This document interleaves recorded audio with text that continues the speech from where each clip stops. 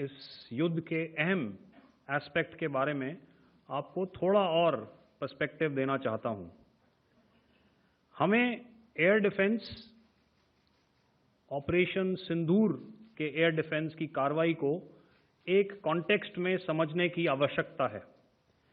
मैंने आपको कल बताया था कि पिछले कुछ सालों में आतंक की गतिविधियों का कैरेक्टर जो है उसमें कुछ बदलाव आ रहा था। अब हमारी मिलिट्री के साथ साथ मासूम सिविलियंस जो कि अपना बचाव करने में विफल थे, उन पर भी हमले हो रहे थे। 2024 में जम्मू सेक्टर में शिवखोरी मंदिर को जाते हुए यात्री और इस साल अप्रैल में पहलगाम में मासूम पर्यटक इस खतरनाक ट्रेंड के विशेष उदाहरण हैं। पहलगाम तक पाप का ये घड़ा भर चुका था। उसके बाद जो हुआ उसके बारे में हम कल विस्तार में बातचीत कर चुके हैं।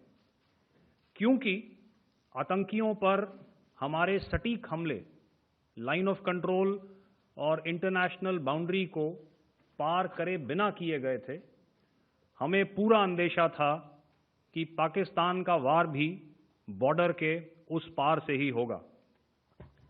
इसलिए हमने अपनी एयर डिफेंस की पूरी तैयारी पहले से ही कर ली थी। हमारी इन्वेंट्री में शामिल counter manned aerial systems, electronic warfare के साधन और एयर डिफेंस वेपन्स का इंडियन एयरफोर्स के इसी प्रकार के सिस्टम्स के साथ एक अनोखा मिश्रण किया गया। इसलिए आपने देखा कि जब जब पाकिस्तान एयरफोर्स ने हमारे एयरफील्ड्स और लॉजिस्टिक इंस्टॉलेशंस में 9 और 10 मई की रात को लगातार हमले किए, वो इस मजबूत एयर डिफेंस ग्रिड के सामने विफल हो गए। आपके सामने इस ग्रिड को एक तरीके से दर्शाया गया है।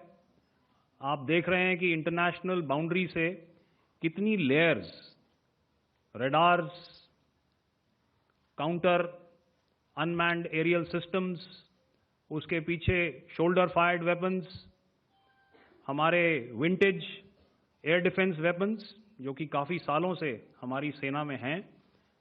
एयर मार्शल भारती ने भी उसके बारे में बात करी। और लास्ट में हमारे मॉडर्न एयर डिफेंस वेपन